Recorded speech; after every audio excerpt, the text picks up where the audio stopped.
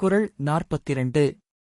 துறந்தார்க்கும் துவாதவர்க்கும் இறந்தார்க்கும் இல்வாழ்வான் என்பான் துணை.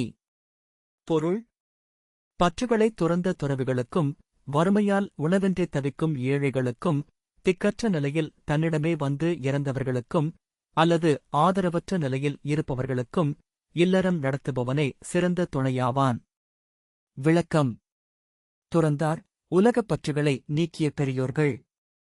அவர்களுக்கு தேவையான உணவு மற்றும் இருப்பிடத்தை அளிப்பது இல்லறத்தானின் கடமை.